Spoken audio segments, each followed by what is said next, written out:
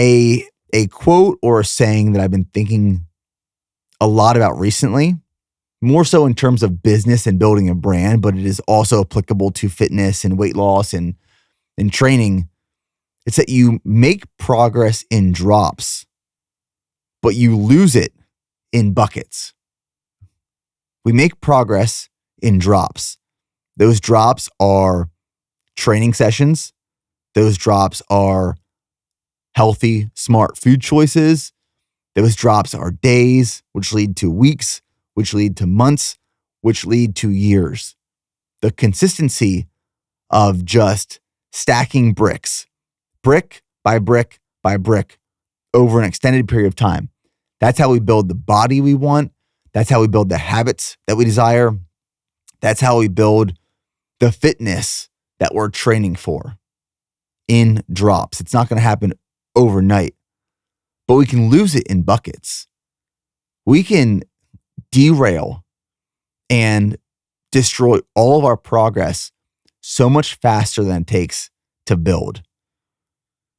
And the way that I was thinking about this, and the reason I share that is because that's how important building healthy, sustainable habits are and being consistent with those habits, as opposed to these just very aggressive sprints of challenging yourself to train for a certain thing or eat a certain way.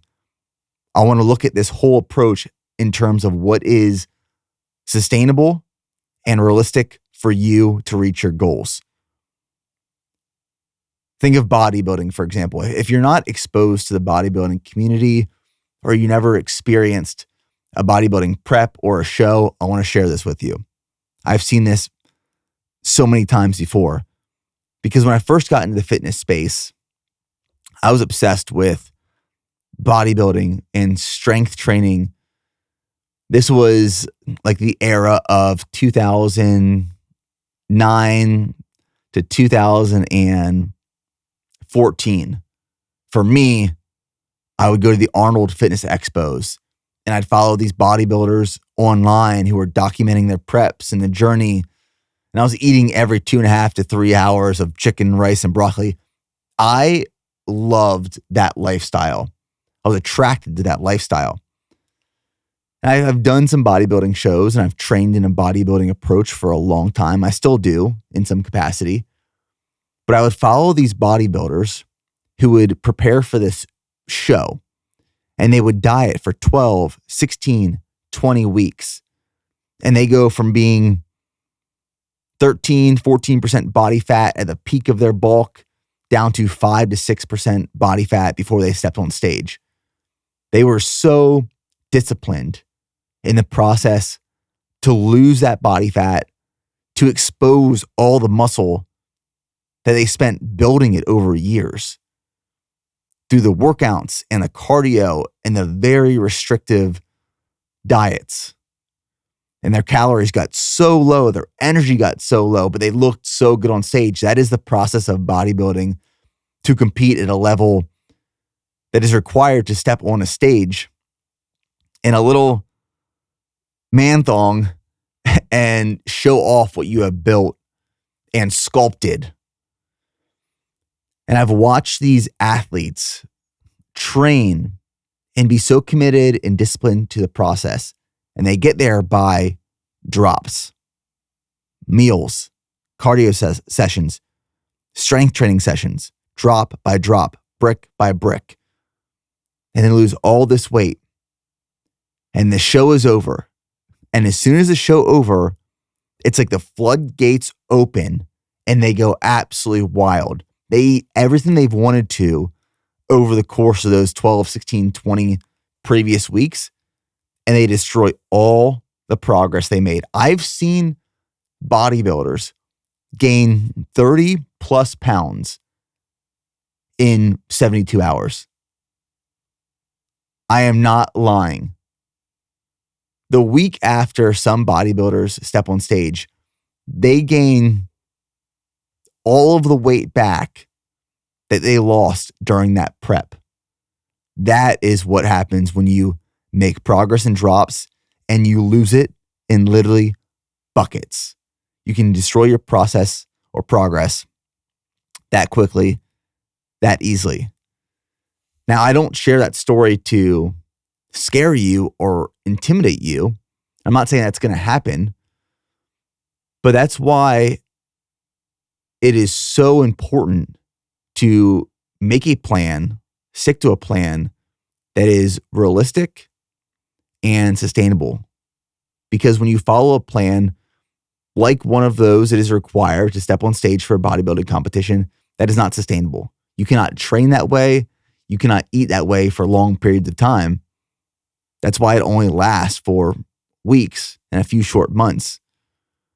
And if you take the aggressive, overly aggressive, unsustainable, unhealthy approach, that's oftentimes what's going to happen. You're not going to be able to maintain the results that you achieved through this sprint. So as we dive into this, let's take the long road. Let's be patient. Let's not rush the progress or the process. And let's think of this in terms of reshaping your lifestyle, the way that you approach training, the way that you approach food and your diet and nutrition, as opposed to getting from point A to point B. There will be periods in time, depending on what you're training for, where you go more aggressively as opposed to others.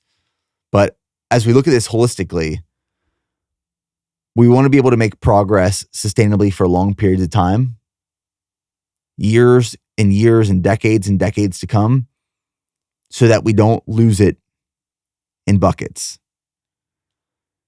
And the last thing I'm going to leave you with before we dive into some more specifics around building muscle, losing fat, and maintaining the results is that I want you to think of this in terms of setting a standard. Something that we've been saying at BPN a lot recently is set the standard, hold the standard. Don't commit to a diet. Don't commit to a training program. Commit to the discipline and consistency of the process.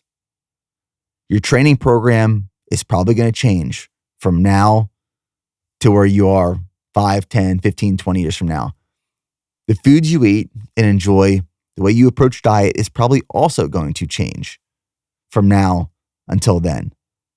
So don't commit to the specifics, but commit to the discipline and the consistency of the process.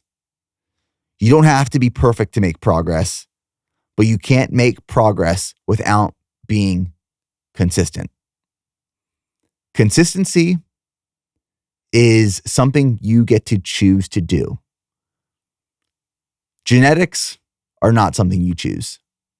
You can blame genetics all day, all night, of why you don't run as fast as you run, why you're not as strong as the person next to you, why your body doesn't look a certain way, why it's harder for you to build muscle and lose weight compared to your friends or coworkers, employees, or maybe even other family members.